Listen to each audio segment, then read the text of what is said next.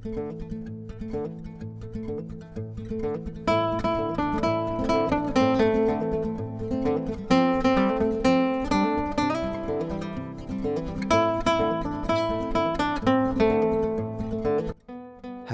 assalamualaikum warahmatullahi wabarakatuh. Jumpa lagi ya sama saya Sitanisi Deso.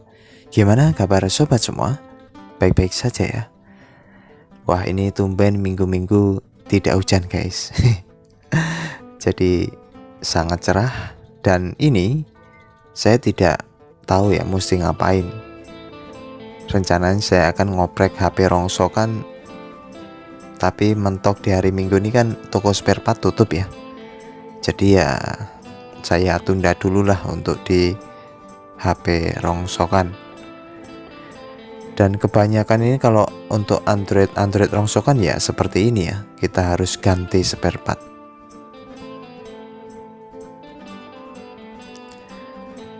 Ya, daripada gabut saya ada pembahasan ya, Samsung J2 Pro. Nah, ini kasusnya adalah korban KDRT ya, atau kekerasan dalam radio telekomunikasi. Iya. Jadi untuk kasus yang seperti ini sering banget ya kita jumpai. Dan tentunya cuannya mempesona guys. Ya, ini adalah Samsung J2 Pro ya. Yang perlu kita pahami, untuk di Samsung khususnya J2 Pro ini kan LCD-nya AMOLED ya.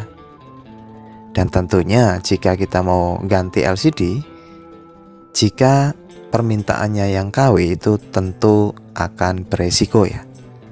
Itu yang menjadi permasalahan, khususnya untuk di teknisi pemula tuh sering nombok gara-gara ganti LCD KW.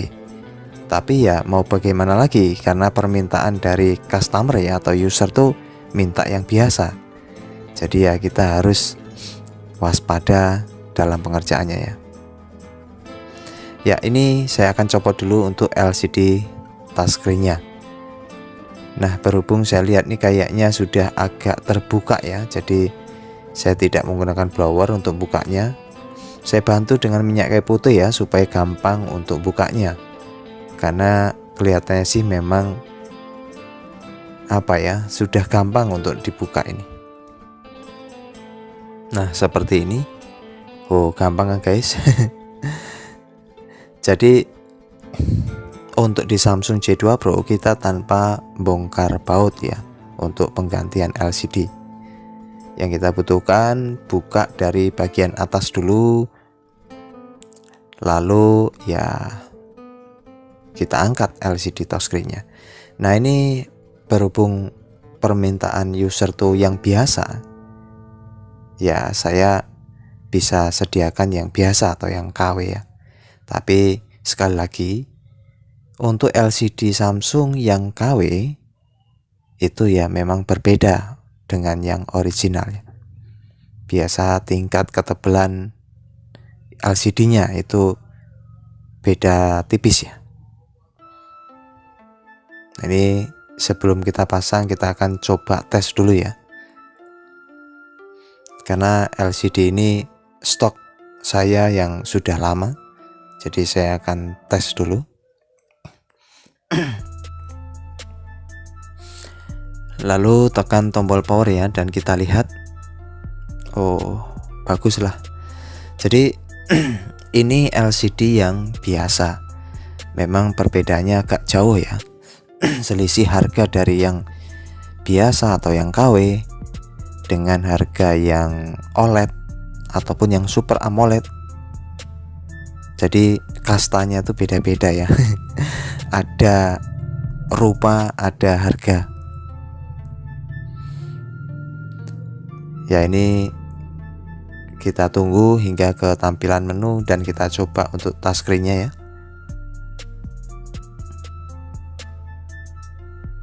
Ya, untuk touchscreen berfungsi ya, berfungsi dengan baik.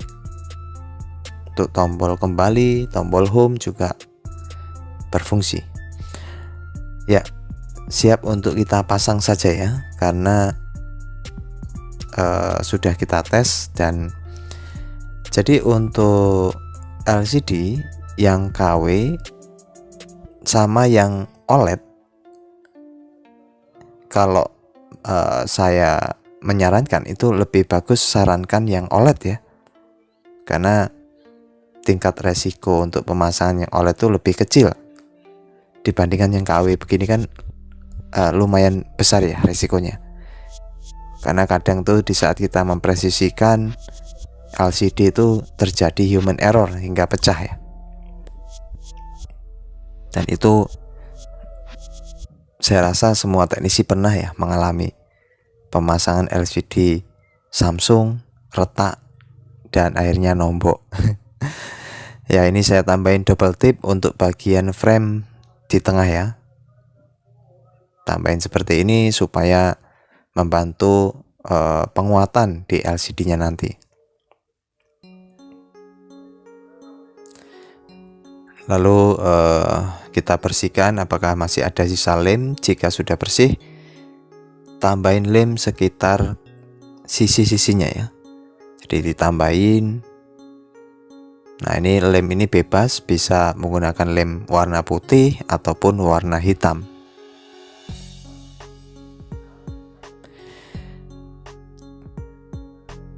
Kalau selisih harga itu lumayan banyak ya antara yang KW sama yang OLED. Sebagai contoh, jika yang KW 200, yang OLED 400. Tapi yang OLED tingkat resikonya kecil ya, karena di saat kita pasang dia tingkat ketebalan tuh hampir sama dengan yang original, jadi tipis ya. Sehingga saat kita presisikan di frame itu bisa rata. Nah, berbeda jika yang KW seperti ini. Ya, kita harus ekstra hati-hati ya. Jangan pula kita nombok, karena kasus yang sering ditemui ya nombok gara-gara ketebalan LCD. Nah, setelah ditambahin lem setiap sisi-sisinya, kita tinggal rapikan ya. Dan ini yang saya punya itu warna gold ya, tapi user nih yang penting ada walaupun KW. Lalu saya tambahin atau saya kuatin dengan karet ya. Dan hati-hati, ataupun jika ragu-ragu ya bisa menggunakan lakban ya. Jadi setiap sisinya itu lakban pelan-pelan. Kalau masih, jadi ya sesuaikan dengan selera masing-masing ya, apa kebiasaannya. Kalau saya gunakan karet, kadang juga kalau kurang pas ya saya gunakan lakban supaya dia presisi. Tapi sekali lagi, untuk yang KW itu tidak bisa sepresisi yang original, kecuali kalau kita itu agak kikis bagian framenya ya. Lalu setelah dikencangkan ya kita biarkan hingga 1 jam, lebih lama lebih bagus ya. Nah, ini kurang lebih 1 jaman ya. Jadi saya lepas, dan ya seperti inilah penampakannya. Kadang tuh kalau kita pas apes ya LCD terlalu mengap ya, atau kelihatan celah-celah jika dinyalakan cahayanya ya. Tapi kayaknya stok saya yang lama ini kelihatan ya lumayan lah agak presisi, karena biasanya biarpun KW, beda stok ataupun beda terbitan tuh juga beda ya. Untuk yang stok KW versi lama tuh agak menyerupai yang OLED tingkat tipisnya, tapi yang stok yang model baru sekarang ini agak tebal. Jadi sekali lagi, KW itu nggak selalu sama tingkat ketebalannya, tergantung keluaran atau terbitannya ya. Ya, ini saya rasa ya sudah maksimal lah ya, karena memang sesuai dengan harganya dan siap untuk diberikan sama pemiliknya tentunya.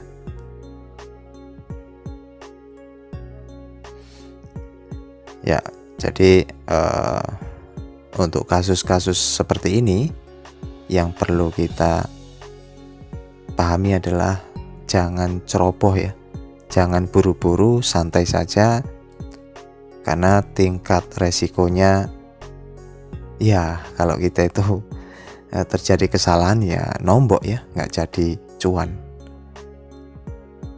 Nah ini untuk LCD bekasnya juga KW kelihatan ya.